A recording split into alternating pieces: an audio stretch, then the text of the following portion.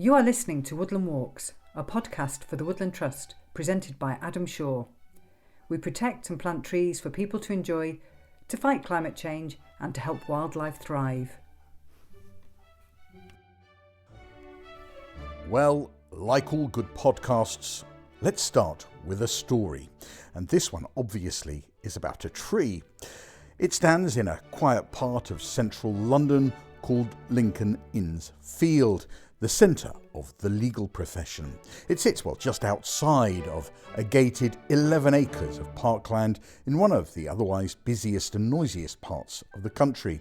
It was planted in 1953, and since then the well-heeled men and women of the legal profession who work there have walked, sheltered under its branches, passed it by, both ignoring it and perhaps enjoying it.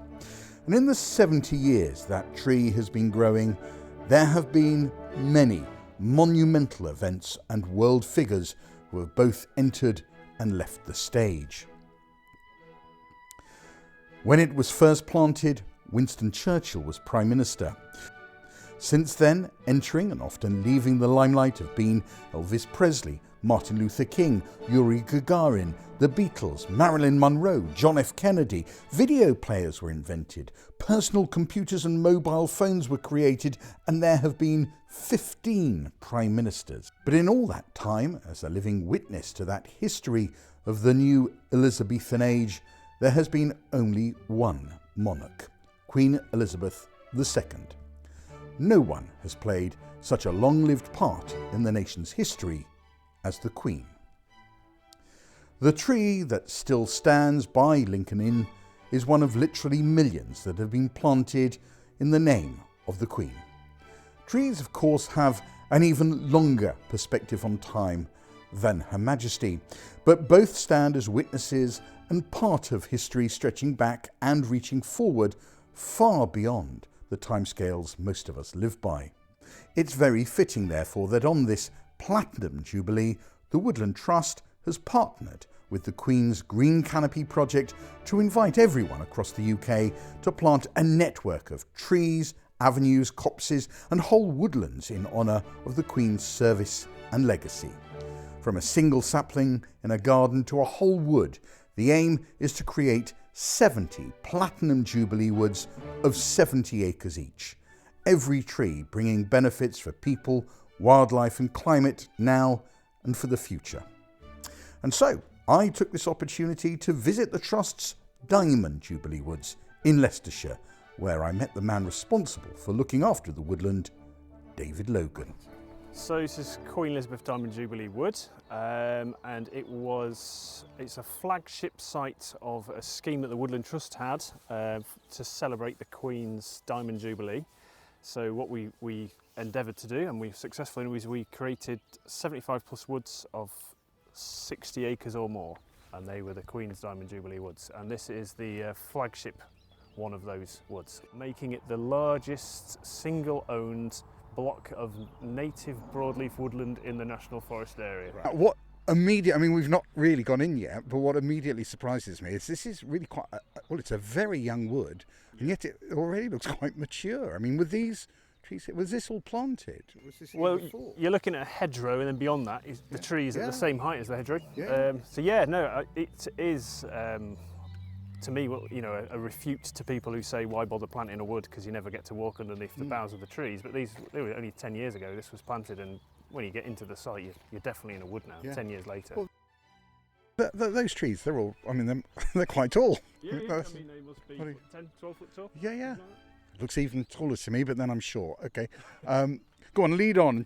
Tell me a bit about then what this site sort of is, why it's special, biologically special. Because it's big, you get that really wild feeling when you're here. So, 267 hectares completely devoted to nature. There's not, I don't think there's anywhere else particularly like that in this part of the country. It does stand out. We get lots of different wildlife, lots of birds, lots of invertebrates, butterflies, and really good show wildflowers as well. Hopefully we'll see some of today. And what was here before? Was it just an empty field? No, so it was an open cast coal mine. So the whole lot was owned by UK Coal, and then the central part of it, where the lake is, was I think it was the largest hole in Europe when it was done. Okay. 750,000 tonnes of coal came out. Wow. So, I mean, there's no sign of that at all, because open cast mining can be a real scar on the land, can't it? I mean, it doesn't look pretty, no. And yet, so is there still a hole? Or was that all backfilled? That's all backfilled, yeah. So all of the substrate that wasn't coal would have been stored around the site, and then all put back in the hole. And how long have you been here then? So I've been site manager for 3 years now. So.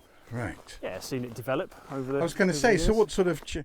I mean, 3 years is not a long time, especially in the lifespan of trees. But what sort of changes have you seen over that period?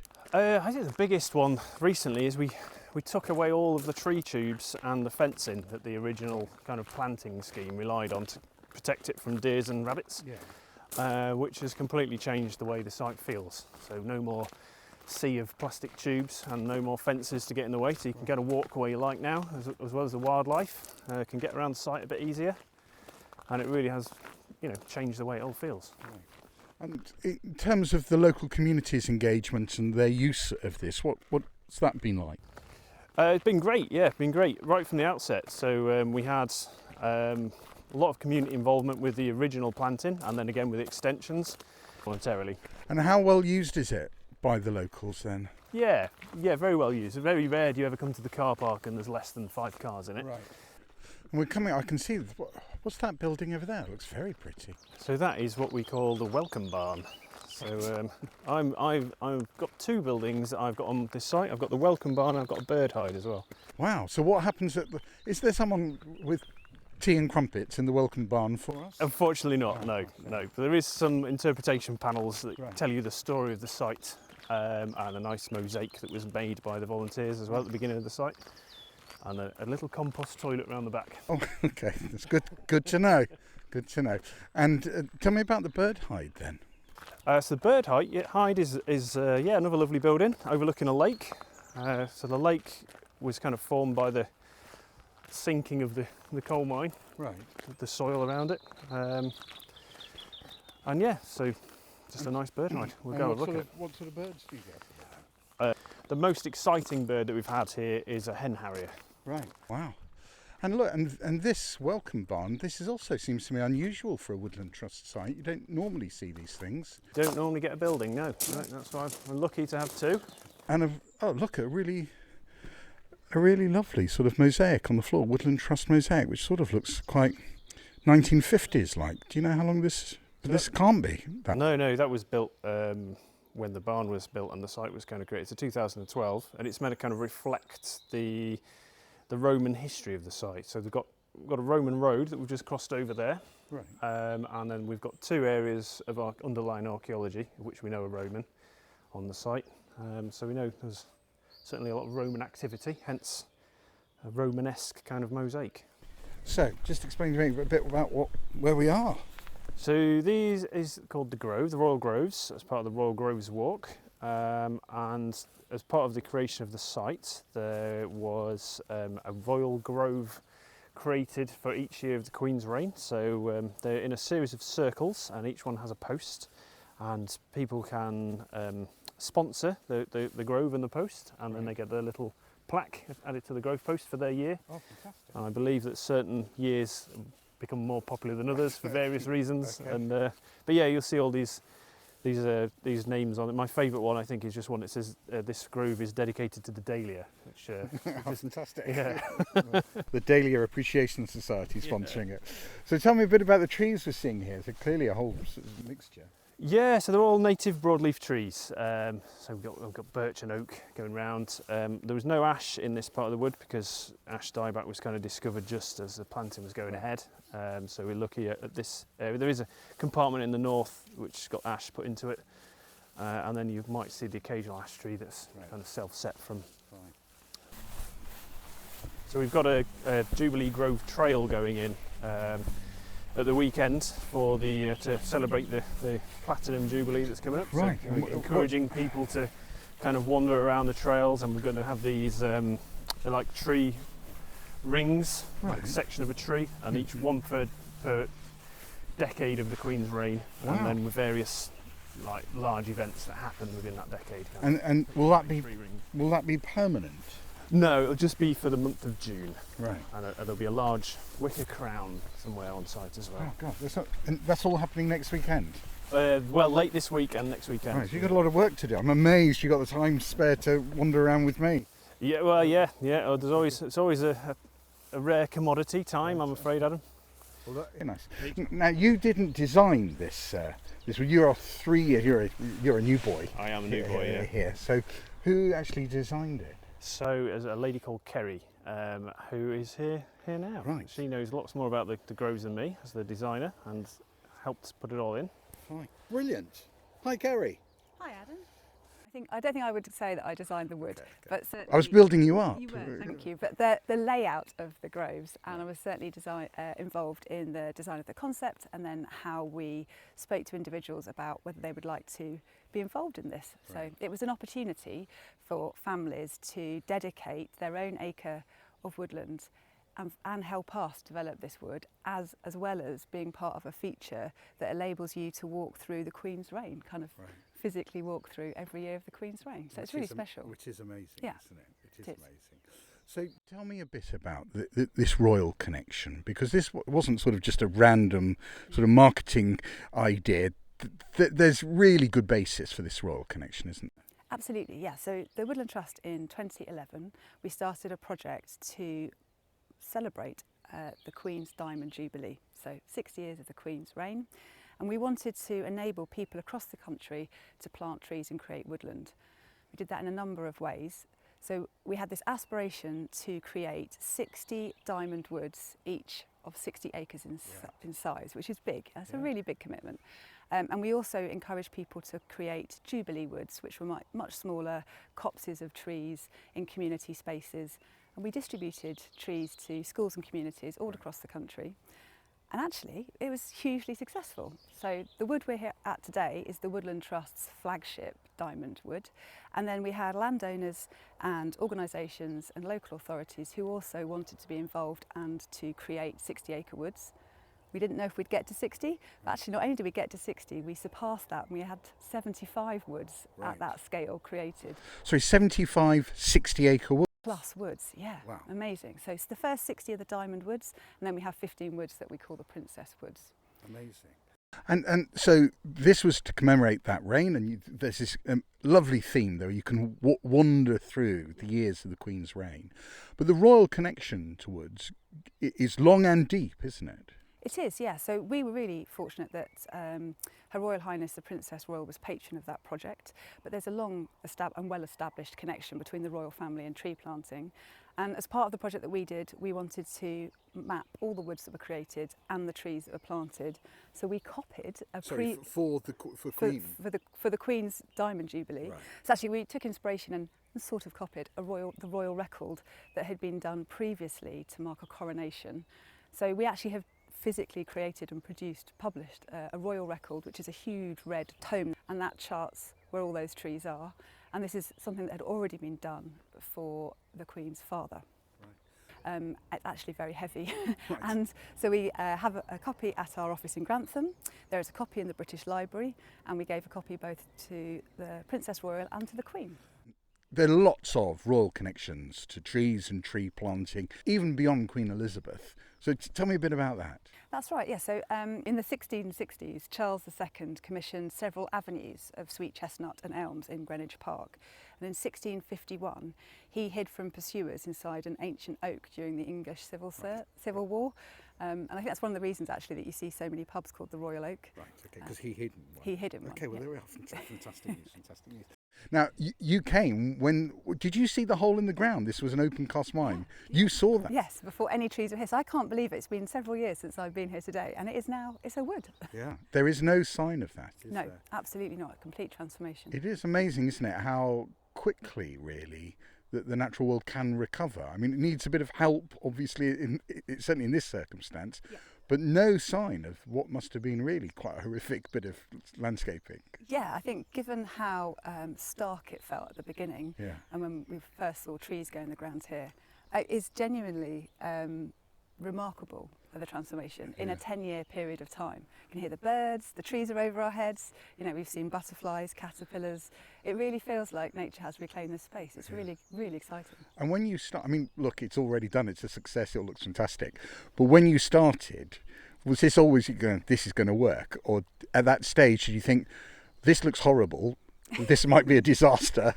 No one might come, no one might get on board with this project. I think we all had the vision and we all had hope. There were colleagues of mine that had been working at the Trust for longer than me who knew how this would look. I just didn't know that. This is one of the first projects I worked on. So to see it within 10 years, the change, that's the thing that I find you know, really amazing. I thought I would have to wait much longer and I'd be coming back with grandchildren to say, you know, look at this. But actually here we are within a decade and it is transformed. Brilliant. All right, well, let's move on. Let's find David again. Well, David, on a previous visit, has actually shown the Princess Royal round this wood. Right. So in terms of royal connections, David has been a royal tour guide. Right. Gosh, so we have a living royal connection here, right? We do. Okay. Look, and here's a little bench. I might just sit here for a while. Brilliant. Oh, there's a dedication. What's it say? In honour of Sally Whittaker, who believed in the beauty of wildlife and protecting it. I have to say, I always do like stopping at a bench and reading those dedications. So, David, I'm not the only super important person you've taken around this woodland, am I? You're not the only super important person. No. Maybe you are charming, Adam. Oh, thank you. That's very sweet. Very sweet. God, tell me about the even more important people you've taken around. So yeah, the most important person, I guess, would be Princess Anne, the Princess Royal, alongside Darren, the CEO of the Woodland Trust. Right. So I was pretty nervous that morning, to be honest. Yes. The CEO, I'd never met him before, right. And obviously a member of the royal family. Yeah. But yeah, no, I remember being nervous at the beginning, and then by the end of the day, when I finally said goodbye to Princess Anne, I was longing to spend a bit more time with her because she is incredibly charming. Yeah. So we've come to a waymark. Is it which it's left? Is it? Yeah. Follow the blue and white arrows. Right. So are there two different paths? Does the blue and white mean anything, or is Yeah. So there's 3 waymark trails around the site, and we just have to be happening on a little bit that's on 2 of those. So there's the Woodland Walk, which is the longest walk around the whole of the wood, and then there's the Royal Groves Walk, and then there's the Lake Walk as well. Right. So, explain a bit where we're heading off to. You're taking me into the centre of the woods, it feels like. Yeah, so we're continuing along the groves, and eventually we will get to a broad, open vista, and you'll be able to see most of the features of the site. So we're already walking out what looks to a less wooded area. Yeah, so we're kind of skirting the western edge of the site now, and then. It's a big site, isn't it? How long would it take to walk over the whole thing, you think? How long are these paths? Like a good tour of every feature of the site, you're looking at half a day really, probably. Right. And that's with a bit of a pace on. Right. I've only got short legs, so I'd add a few hours. So there's another one of these posts. So we'll just have a look. 1985 we're through to. Anyway, so... There's a green woodpecker there, did you hear that? Oh, no. You picked that up? Wow. I missed that. I've been looking out for posts. I missed the green woodpecker. So we're just coming out of a rather wooded area into... It suddenly opens up very dramatically. And look at that. It's a very different view. So I can see sort of lovely wildflower meadow almost, and then at the bottom, a huge lake.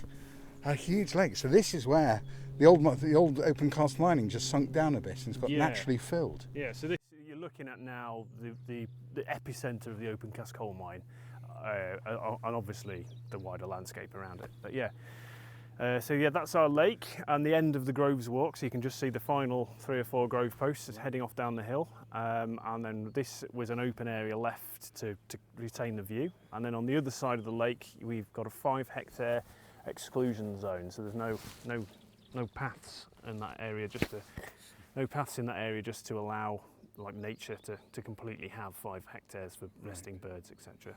Let's go down, because also I think... We've got something else to show you up here, Adam. Sorry, go on. Yeah, I was rushing ahead. What is it? So we've got a piece of land sculpture that was created by an artist called Rosie Leverton. And there are calls every now and again, we get somebody asking if we can put some kind of panel up to explain what it's all about. Right. But the artist herself has expressly asked that not to happen. So I think she is more inclined to allow you to kind of figure it out for yourself or come to your own conclusions as to what it's all about. So it was created with money from the Arts Council at the inception of the site. So no money that could have gone into conservation went into creating this piece of art. Right. But yeah, I'll leave you to... Sorry, and this is it? This is it. I'll leave you to come to your own conclusions. Oh, so when you said a piece of art, to be honest, I thought you meant like a large statue or something out of wood. No. But actually this is a sort of an earth-tiered, almost like an amphitheatre, going downwards. 1, 2, 3, 4, 5, I think 5 tiers there. And it's in a spiral.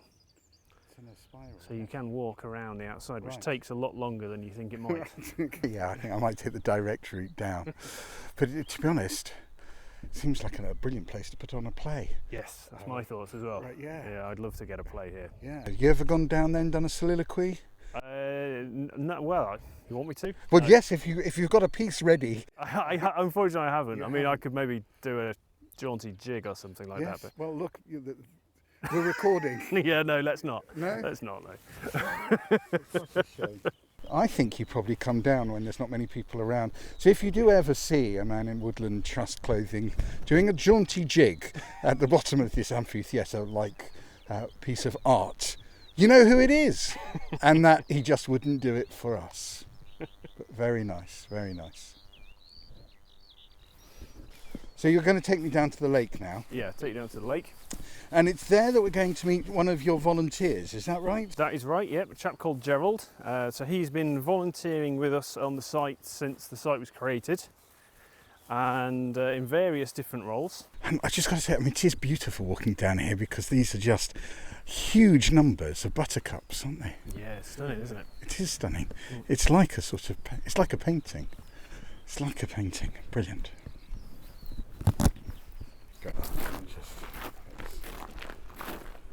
This is our pond dipping platform. You hear the cookie?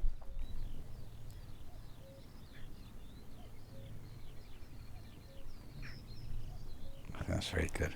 Very good. So Gerald, sorry, we're distracted. I can see you distracted by some swans coming over with their little babies. So they're coming over to investigate, you think? I think they are. Yes, it's good to see it. They must be relatively young, because a few weeks ago they weren't about. So it's... All right. Well, look, we'll let the swans investigate us as I chat to you.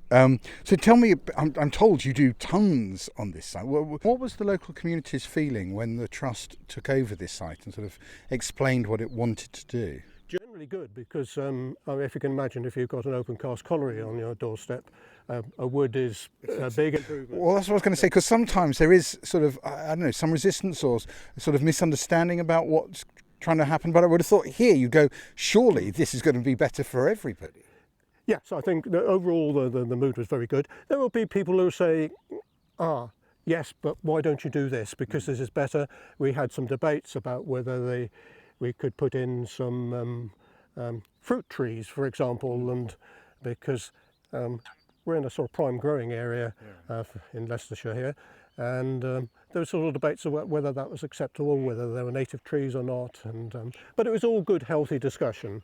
And it's interesting to see how the trees have grown, and they've particularly grown well on this area here, which was the open cast. And when you think this all was disturbed ground, but was put back, and the trees have grown probably better here than they have in parts of what was the agricultural land. I have to stop because the swans have properly come up to us now. There we are. How involved do you get now? Now it's well established. What do you actually end up doing? Do you come down here most weeks, or? It's a couple of times a month at least now.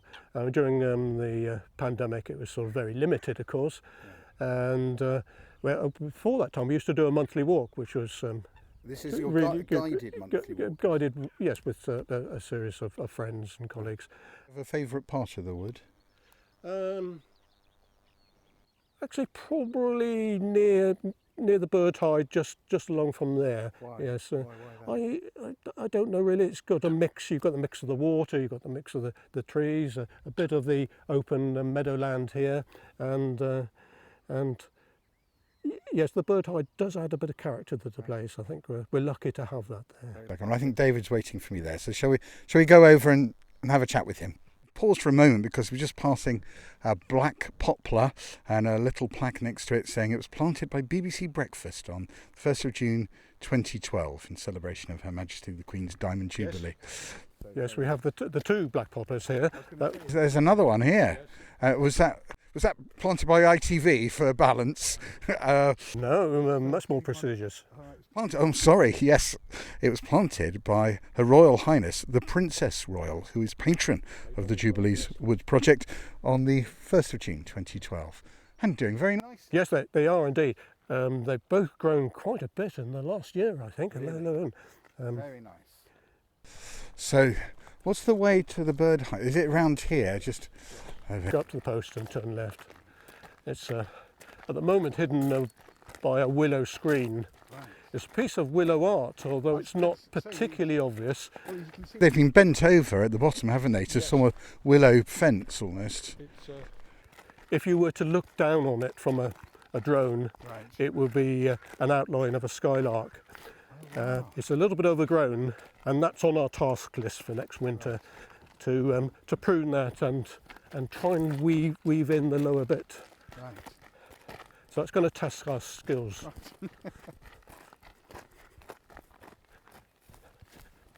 We're going into the bird hut now, the bird hide. We're in the bird hide, David. Ironically, I've been seeing lots of birds. The moment I get in here, actually, I can't. Oh, I think there's one over there. But do people come in? Is this a good actual spot to be watching birds from? Yeah, because it gives you that cover, so the birds don't necessarily know you're here. I mean, it is quite a light bird hide though, but it was created in conjunction with the Leicestershire Woodland Wildlife Trust, so they must have built a few bird hides. But yeah. To be honest, it's lovely weather today, but if it was raining a little bit, this would be a fantastic place just to sit down for a while. Yes, it would. Yeah, just get out of the rain. I've done that a couple of times. Right, fantastic. All right, well, where are we going to next? So there's just one last thing I would like to show you on the site, which is just a short walk back up the hill. Okay, and what is that? It is called the photographic plinth, and so it's an encouragement for people to keep on visiting the site year after year.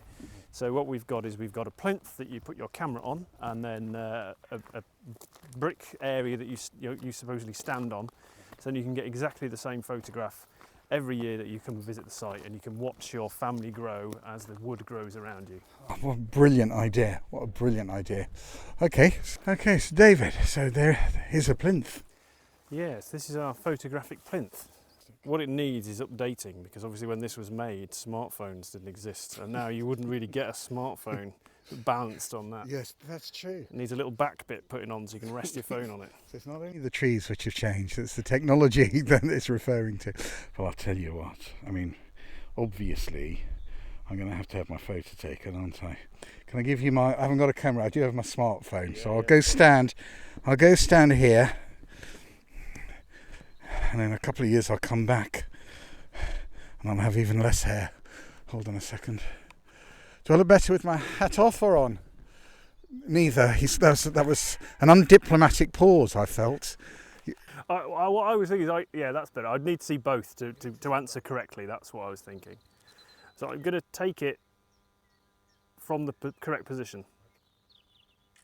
There you go. I'm not confident that looked any good from the look on your face. I'm not going to look at it now. I'll check it when I'm home. There is clearly a lot more to it than I've managed to explore today.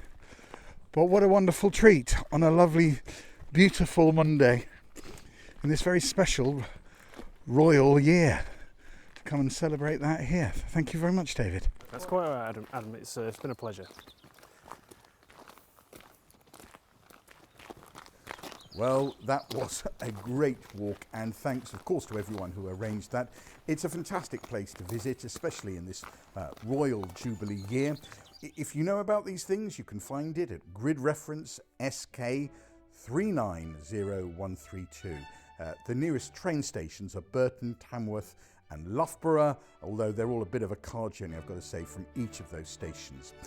But if you're looking for a woodland perhaps nearer to you, do have a look at the Woodland Trust website, which has a special site to find a wood near you. It is woodlandtrust.org.uk/find a wood.